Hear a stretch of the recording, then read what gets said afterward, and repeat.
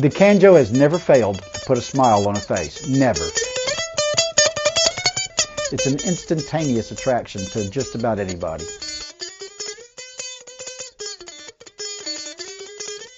The simplicity of it and the fact that it's only one string is that it appears to be that anyone can play one, and truly they can. It takes me about 3 days to make an instrument, and so it'll take me several hours to actually physically build one. Some take several weeks.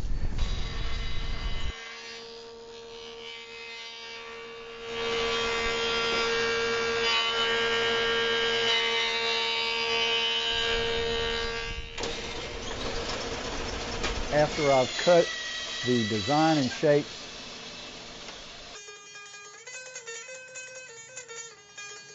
fret the instrument.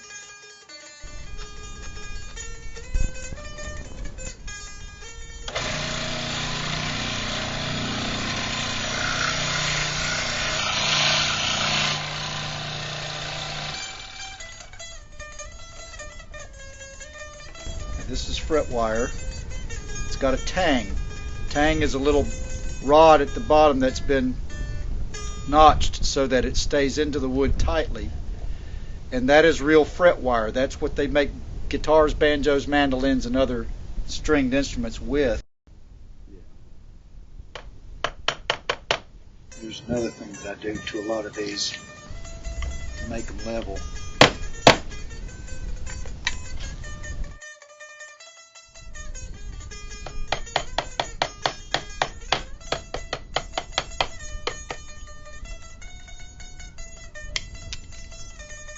Then it goes from there to a much more detailed process of finishing it out. Aluminum beverage cans are the best. They've got the cleanest, clearest tone. I've tried every kind of can known to man, and I know what works. Okay.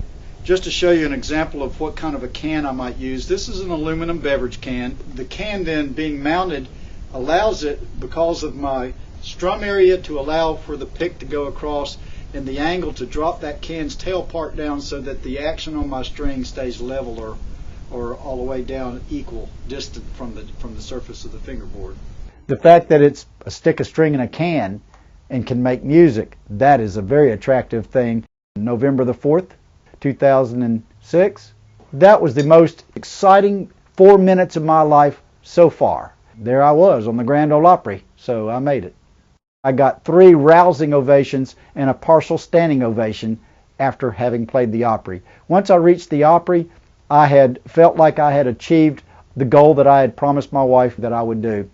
And I also had promised her that I would start putting smiles on faces that deserved to smile. The CanJoe has never failed to put a smile on a face. So immediately after that, I started creating the Tour of Smiles, where I then started going to children's hospitals giving my instruments to kids who really deserved and needed to smile, the kids with cancer. And when I walk in the door and I start playing the instrument and the smile comes on their face, they forget about everything that they are surrounded by at that moment, including what's within them, the tumor or the cancer that's causing their problems. They forget all about it, and that was my goal and my purpose.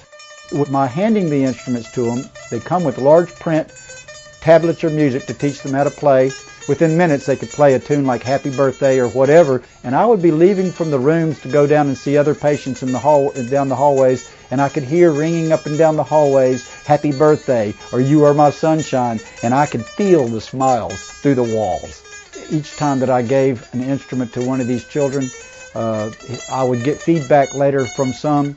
They were so valuable to them that I know of at least 3 or 4 that were actually physically buried with their CanJoes. I've got cheerleaders in heaven, and I've got a CanJoe band up there playing music.